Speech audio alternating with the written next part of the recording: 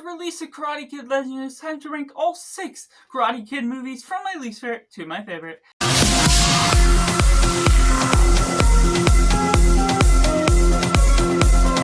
welcome, Cinema, where we focus on a film. I'm Josh, this is Simply Cinema. Let me know down in the comments below what you think of Karate Kid Legend, how it compares to the rest of the franchise within your own ranking, because mine isn't the right list, so I'd love to share and join into different discussions of how we share different takes on these movies as a whole. But taking in last place, we have the next Karate Kid, one that I don't often think about, but the way they go about it, as Hilary Swank giving a great performance, I do like her character a bit more than how they portrayed Daniel LaRusso in Karate Kid 3, but there's certain aspects where even though we get the return of Mr. Miyagi, I don't often even remember he's here, and the way they come about with certain mannerisms to the tone goes about with weird undertones to the start of the story, the premise of the story alone, about this grandma that's sort of annoyed by her orphaned granddaughter, so she pawns her off to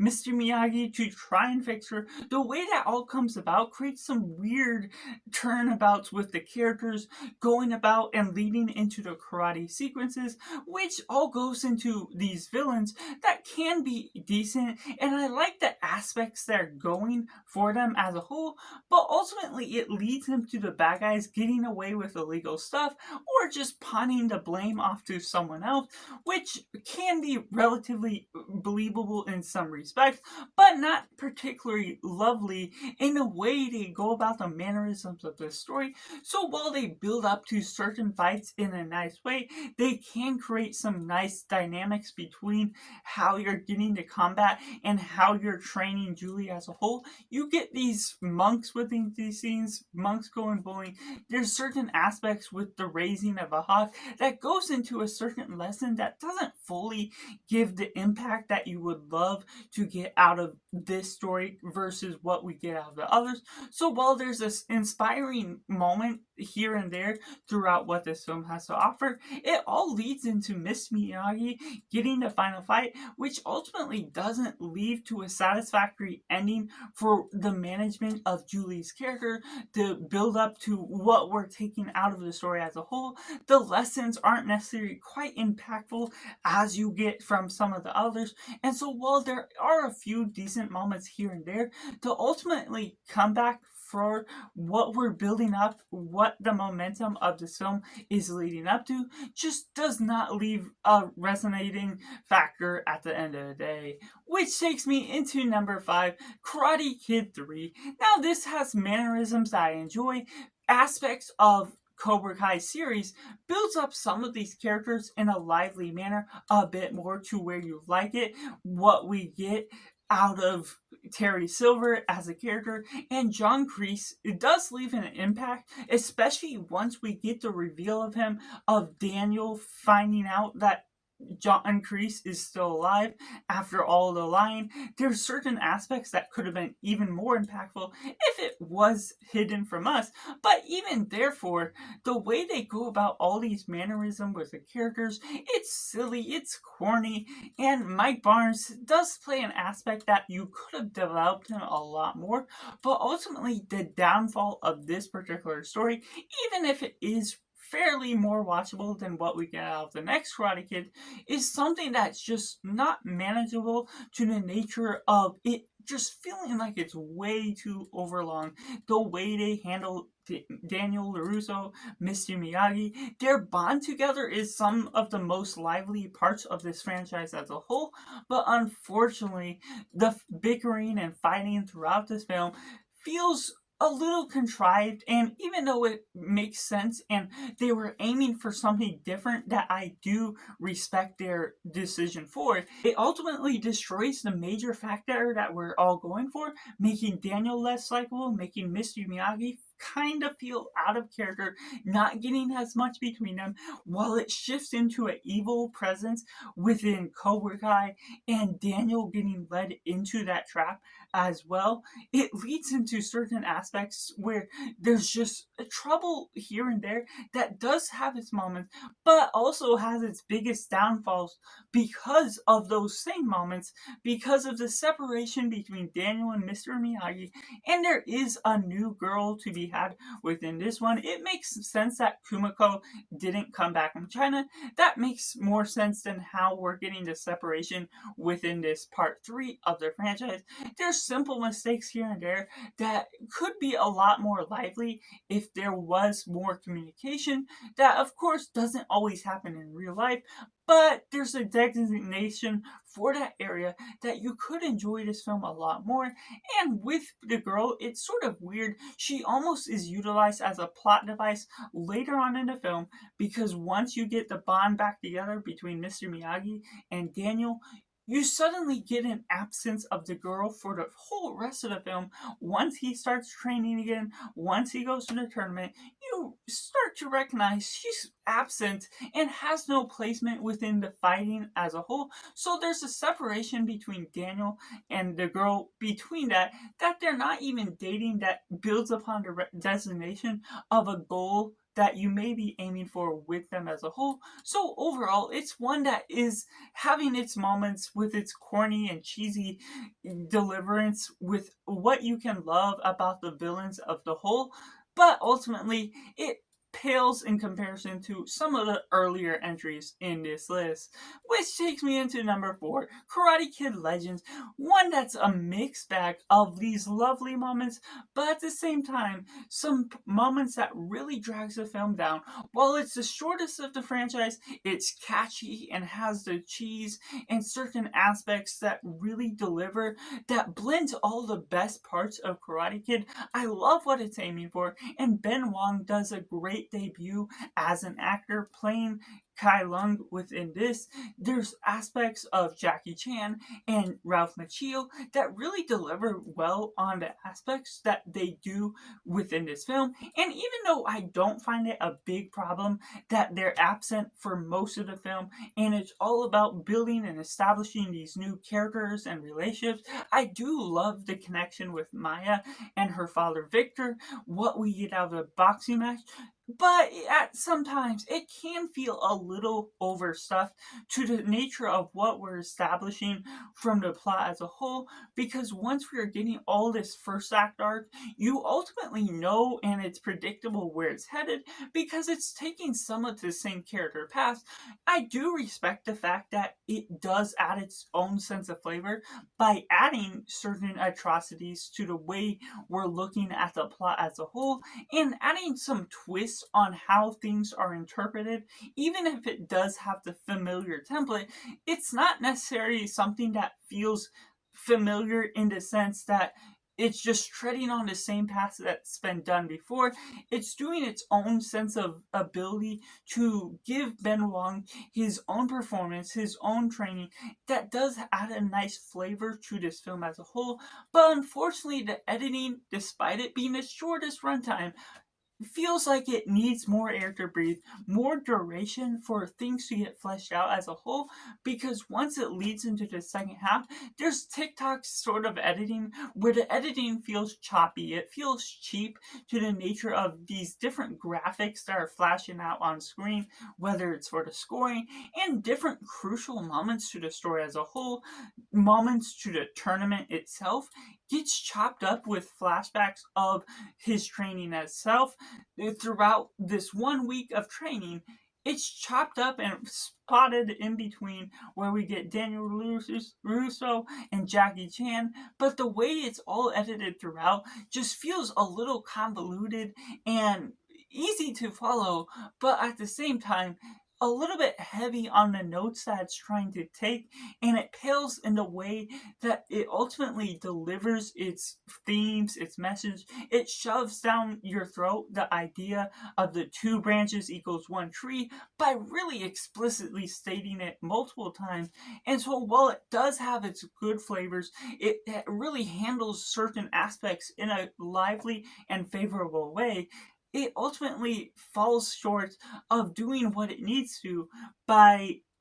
cutting some things into a weird aspect with the editing it has as a whole. And before I go into my top 3, make sure to like this video if you enjoy it. Comment down below what your list looks like so we can have a nice discussion of our variations in our list. And subscribe so you don't miss out any future reviews on all the new releases and different content that's including these rankings that are similar to this list. And going in 3, we have the Karate Kid remake, something that really builds upon this story as a whole. While it isn't necessarily as favorable as the original, of course, what we get out of this manages a Kung Fu story, which becomes interesting and doesn't need to have the Karate Kid name, obviously for the biggest reason. It's paralleling the story to a T, that we're looking at Daniel LaRusso's story, but with new characters, with remake that of course now is part of the franchise connected as a whole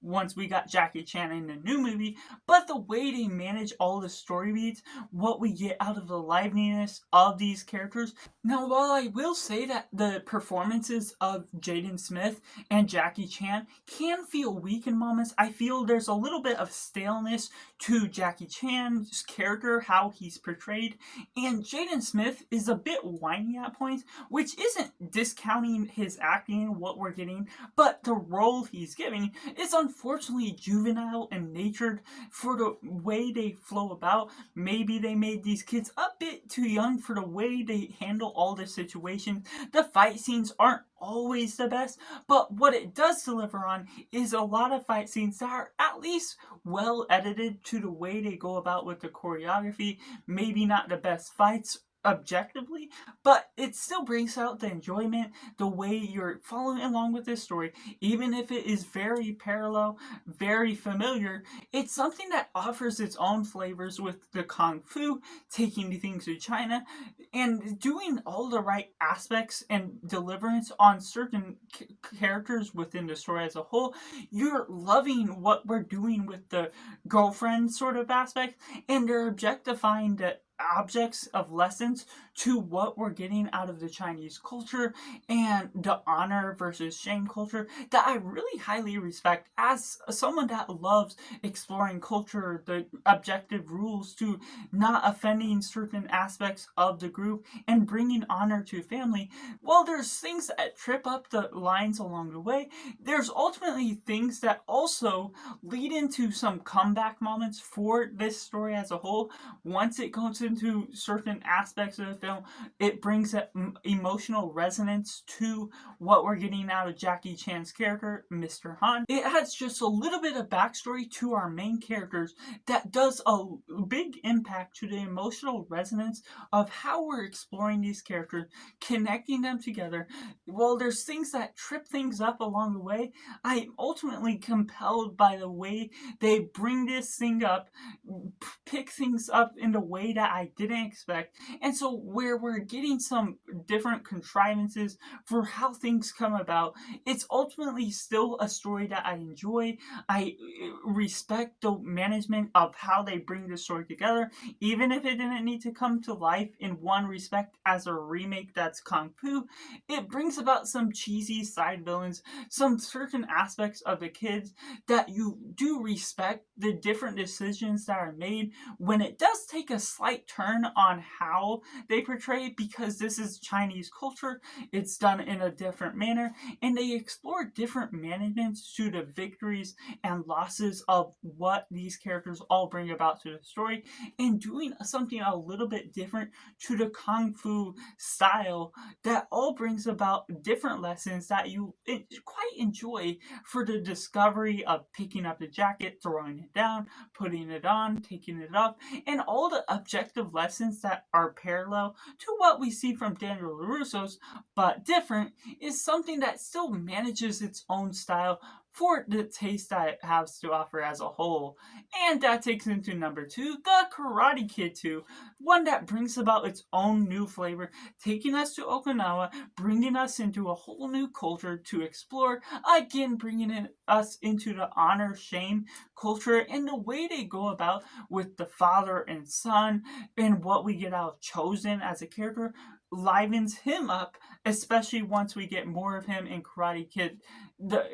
Cobra Kai series. So the management of this, and it feels weird that they do abandon the girlfriend from Karate Kid 1, but to move things to Okinawa, I suppose it makes a little bit more sense. But either way, the Karate Kid, what we're getting out of Daniel, Mr. Miyagi, there's a little bit of bickering, but it's not too bothersome as much as what we get out of part 3. So the dynamics between all these characters and what Mr. Miyagi, learning more about him, his backstory, certain past history, fighting over a girl, and the struggle that's still coming about, all that leads into a fight near the end. But what I ultimately respect about this film is the final fights are not between what you might expect with Mr. Miyagi and the rival that wanted to fight him years back. It's leading into the rainstorm and the damage that's done to the town, the community fellowship, and different things that turn the tides of what you expect from the family dynamics. The father ultimately abandoning Chozen in one retrospect and going about and Chozen running it off, but leading on to a final fight that delivers on the stakes, delivers on the presence, and goes about some nice callbacks from the first Karate Kid movie that really works up some wonders to the film as a whole. It does feel like it drags out at certain moments that really doesn't feel like it earns certain remarks and could do a lot more character work with how we're feeling compelled to the nature of the story as a whole, but it still manages to bring all of the character beats or certain moments of the story that makes you love what this one offers to the franchise still. But that takes me into number 1 of the Karate Kid franchise, the Karate Kid original, of course, which really brings about this lively Rocky style story, which coming from John G. Avildsen, of course, the same director that did Rocky and Rocky 4, brings about the same style, the same parallels in some nature, but putting it in a Karate Kid twist does something different in the way they're training, going about these different beats that's lively, that's uplifting, that's inspiring, to the management, to where we're learning about Daniel as a whole, and what we're getting out of Mr. Miyagi is big in a way we're taking all this temperament, and of course, because it's the first of the Karate Kid franchise, it of course creates the template to where we are moving forward that's mostly copied moving forward in about every Karate Kid movie, but even so, the flavors to this one is much more distinct by the way it mimics all the mannerisms to the Rocky story and does all these things in a younger kid expression and moves to California, does all the management to teenage struggles, to high school drama, to bullying that happens as a whole, while they also bring a girlfriend in the mix that feels a little underdeveloped by the nature of what they do, and the girlfriend stuff is separated a lot more distinctly than what we get from the Karate Kid training, Daniel LaRusso's fight as a whole.